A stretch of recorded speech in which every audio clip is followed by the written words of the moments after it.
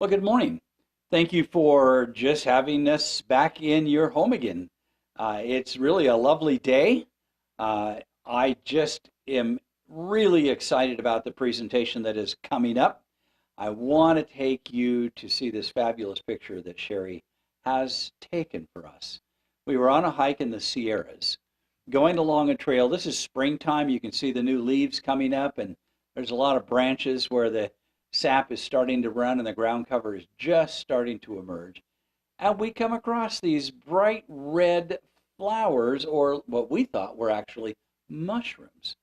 And it turns out it's a plant that feeds on the fungus in the ground.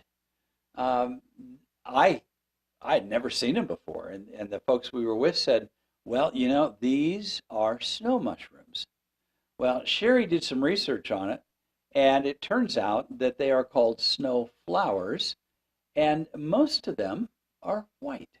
So we get these beautiful red ones. We're so glad to be able to bring you this extraordinary plant that comes up just after the snow melts in very early spring. So thank you, Sherry. What a great adventure to be on. All right, so we are still in the Gospel of Mark. We're at chapter 14. I've broken chapter 14 up into four parts. This is the second one. The title is Learning to Love God. And I want to explain that because the two characters in the story that are really prominent characters both know Jesus personally, but Jesus has a conversation about loving God. So I hope you enjoy it. It is a vitally important story. So let's jump right in. We're in Mark 14. There is a plot that is unfolding. This would be picking up from last week. It says, now the Passover and the unleavened bread were 2 days away. And the chief priests and the scribes were seeking how to seize Jesus, seize him by stealth and kill him. Did you catch that? The murder plot is unfolding. That is Mark 14, chapter 1. Now let's go to verse 2.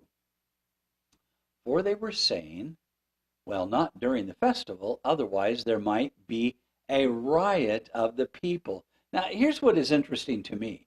I find it absolutely fascinating that the scribes and the Pharisees in this murder plot are still totally fearful of the people because they know they are going against what the majority of the people agree with. But they cannot be deterred. They are going to pursue their hatred and their plot to murder Jesus. Now, Mark chapter 14 does a most remarkable thing. Here we are in the middle of this plot to murder Jesus. And guess what Mark does? As you would expect Mark to do, all of a sudden, he introduces us to a really important story, a side story that is unfolding while this plot is being planned. We meet Mary Magdalene in this chapter of Mark. And, I really appreciate the artist's work here. This is not really intended to be Mary Magdalene.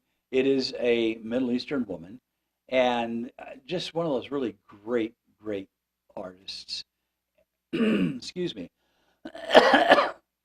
And I really appreciate the fact that he took time to address the cultural appearance of what Mary could have looked like. So, Mary Magdalene, she has been called many things. The historians say that there is good evidence that Mary was most likely sexually abused by her uncle Simon, the leper. Now, this resulted in her being a very promiscuous person. Others would say she was she was actually the woman caught in adultery by the Pharisees trying to trap Jesus. But there's more to this story than just that. So hang on as we unfold what's recorded. Now, I'm going to jump ahead to Mark 16, verse 9, because it is going to tell us something important about who Mary Magdalene was and how she was healed. Okay? It reads in Mark 16, verse 9, Jesus first appeared to Mary Magdalene, from whom he had cast out 7 demons.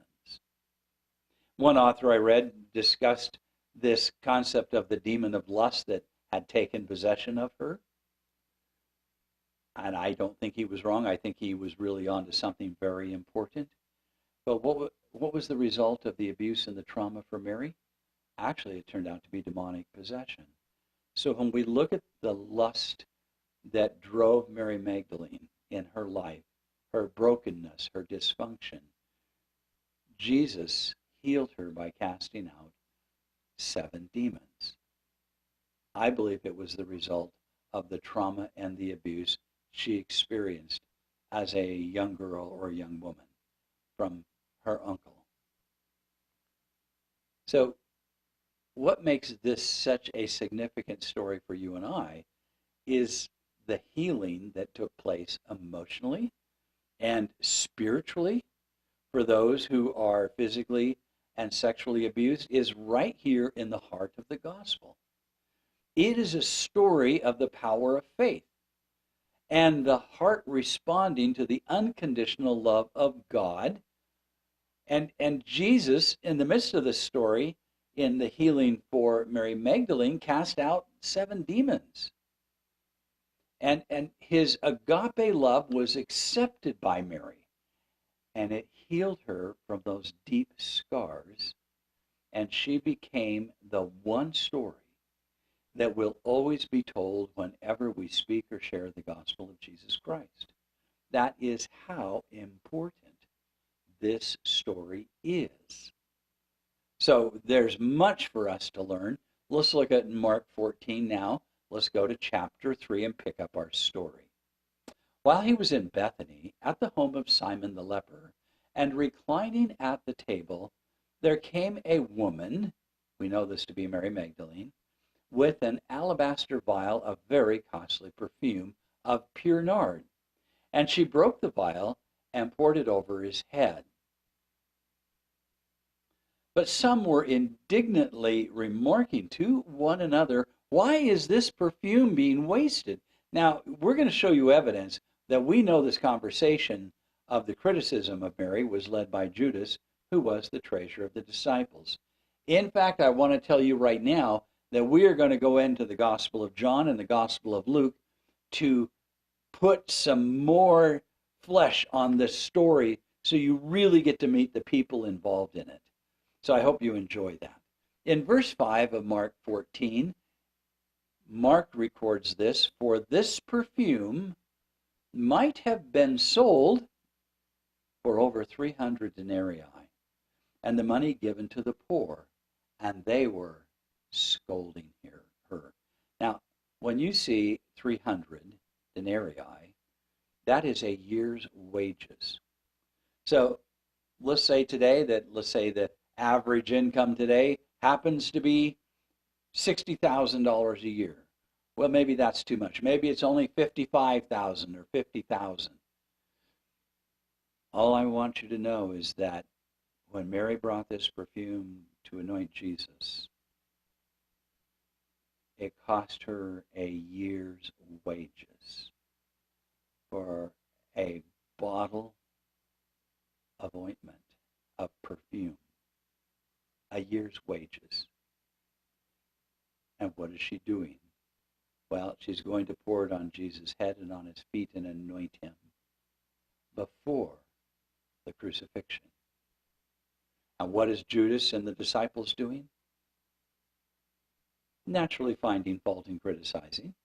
Remember, they haven't been to the cross yet. They're still growing and maturing and growing spiritually, and you can see that they're just real people in the midst of this story. But Jesus said in verse 6, "Let her alone. Why do you bother her? She has done a good deed to me." He puts them in their place and says, "Hey, guys, back off here. What she is doing is a good thing. And apparently that's what they did. They apparently backed down and stopped going after Mary. Now, notice how this is recorded, the same story, by John the disciple, who is also a witness firsthand. And here's what's recorded in John chapter 12. We're going to look at verses 3 through 8 if you have your Bible. It says, Mary then took a pound of very costly perfume of pure nard and anointed the feet of Jesus and wiped his feet with her hair, and the house was filled with the fragrance of perfume. But Judas Iscariot, here's my evidence, one of his disciples was intending to betray him, said, why was this perfume not sold for 300 denarii and given to poor people? Now let's pause here for just a moment. That sounds so righteous. What an important thing to do. We could just think if we had $50,000, we could help so many poor people. Why are you letting this woman pour this on Jesus? Think of all the poor people we could help. Wow. You can see the tension is building here. Even in the Gospel of John, we encounter the same attitude, and John is recording the same behavior. It's stunning on how these men feel responsible for someone else's behavior. Now, clinically today, we would call that codependency. But there's something else going on here with Judas, okay? It's going to be unfolded in the story, so I don't want to run ahead. I think you'll find it out here shortly. In John chapter 12, in verse 6, now he said this, not because he was concerned about the poor, but because he was a thief. And as he had the money box, he used to pilfer what was in it. He was the church treasurer, if you would, and he was helping himself to the money. Can I pause here for just a moment? I've been in ministry for, well, pretty close to 40 years now. And here's something I've learned. I think Sherry and I have witnessed over the years that we have found the people who are the most vocal and the most critical and the most accusatory, without exception almost, we have found that there are things in those folks' lives that are really, really big, that are out of control. And they're compensating by accusing or criticizing others. I cannot tell you, I've got 40 years of witnessing that, and it's stunning. And here we find it in John 12. A man who himself had compromised his own faith by helping himself to the disciples' funds is the one who's making the biggest deal. Oh, look, we could be giving this to the poor. Sounds so self-righteous, doesn't it? Causes you to pause and think about this for just a moment more. Now in John, he records in verse 7, therefore Jesus said, let her alone so that she may keep it for the day of my burial. For you always have the poor with you, but you do not always have me. Now, this is a significant text. We'll have more to say about that in just a moment, but don't forget those words. Let me just share them with you again. You always have the poor with you, but you will not or do not always have me. Just tuck that away for a bit. We're going to go to the Gospel of Luke now. I want you to notice in Luke chapter 7, we're going to start with verse 40. Jesus answered him, Simon, I have something to say to you. And he replied, say it, teacher. And here's the parable that Jesus shared. In verse 41, a moneylender had two debtors. One owed 500 denarii and the other 50. So 500 denarii is almost 2 years' wages, and you can see 50 would be a very small portion of that. Verse 42, when they were unable to repay, he graciously forgave them both. So which one of them will love him more? Simple story, isn't it? Now notice Simon in verse 43. Simon answered and said, I suppose the one whom he forgave more.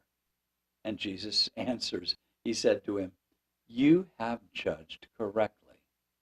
Now, keep in mind, we have Mary Magdalene, we have Judas and the disciples carrying on, and we also know that Simon the abuser is now coming into the story in Luke. Now, what does Jesus know about Simon and about Mary Magdalene? That she had been abused, had been taken possession of by 7 demons. One of them we know was lust. And that Simon was the causing person in the story. And what did he just say to Simon? The one who's been forgiven the most will love the master the most. Are you paying attention to that? Because it is so vitally important. So in Luke 7, verse 44, turning towards the woman, he said to Simon. Now, catch the body language here. Jesus is looking at Mary and talking to Simon. Do you see this woman? I entered your house.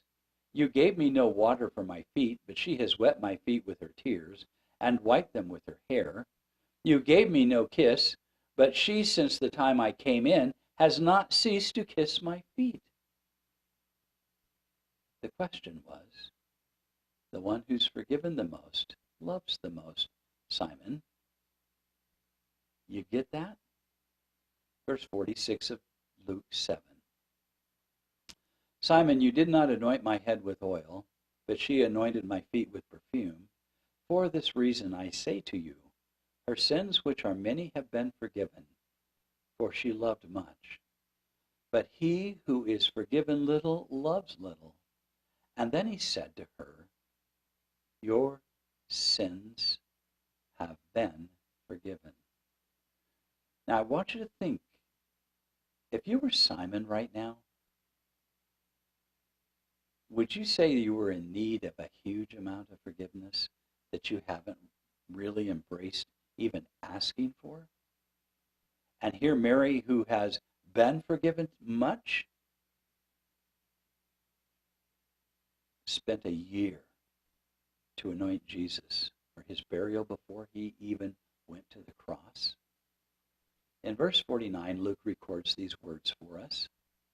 Those who were reclining at the table with him began to say to themselves, who is this man who even forgives sins? And he said to the woman, your faith has saved you. Go in peace. You see this joy that Mary Magdalene has? When was the last time you spent a year's wages just out of the depth of your gratitude and gave it to the Lord? When was the last time you embraced the total amount you have been forgiven and your heart was thrilled to the very depths of your soul of the kindness and compassion of who Jesus was, that anything you could give just meant pure joy to you? I would say most of us are closer to Simon than we are to Mary Magdalene. But notice Mark 14, verse 7, we encounter this phrase again. For you always have the poor with you, and whenever you wish, you can do good to them, but you will not always have me. Now remember, I told you to tuck this passage away. Now here's why.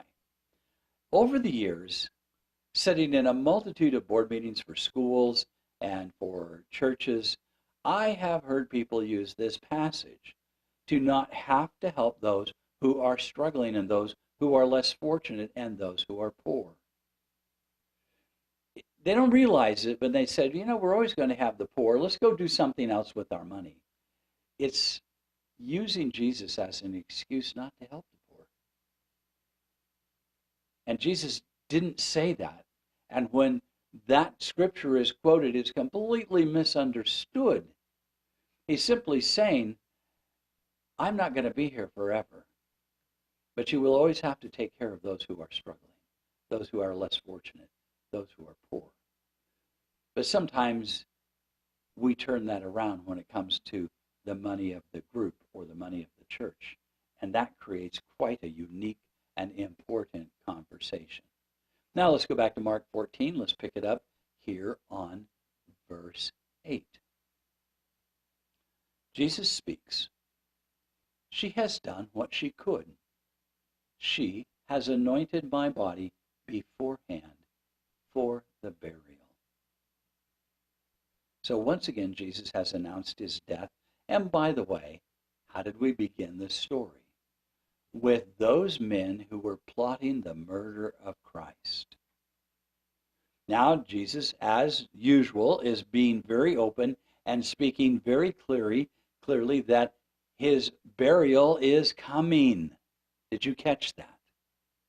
And what has Mary done? Before my death, she has anointed me for the burial. That's just absolutely profound. And what drove Mary to do this? The depths of the joy of her heart of having been forgiven and having been restored for a life that was completely broken. In that new life of Christ, she couldn't be stopped from giving, may I say, beyond sacrificially. Profound, isn't it? What the goodness of God can do in the heart of any one of us, and what he has done in the heart of Mary Magdalene. Notice what Jesus says here. This is so important. Truly I say to you, wherever the gospel is preached in the whole world, what this woman has done will also be spoken in memory of her. Is that not beautiful? Let's pause here for just a moment now. I want to just dig in a little deeper here. What has this woman done? Well, we go back and look at her life of brokenness. She wasn't able to bond intimately. She wasn't able to have healthy relationships. Her promiscuity got her into trouble constantly. She was probably a scorned woman and probably more like the woman at the well than anyone else that we could meet in the New Testament, isolated and alone. But she encounters Jesus, and he sets her free from the bondage of sin for what evil had taken possession in her heart and in her life. And he had set her free, which is the very power of the gospel story.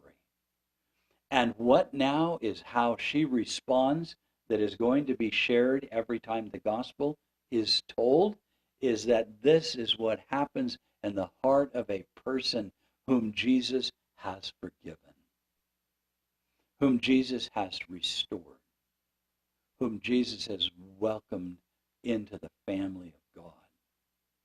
And that out of that, each and every one of us, you and I, just like Mary Magdalene, have had that depth of forgiveness. The question is, are we filled with the same gratitude? Because that's what the gospel does. It fills you with gratitude because of God's love in restoring us in a healthy life, spiritually and in healthy relationships. It's profound. It is the heartbeat of the gospel itself.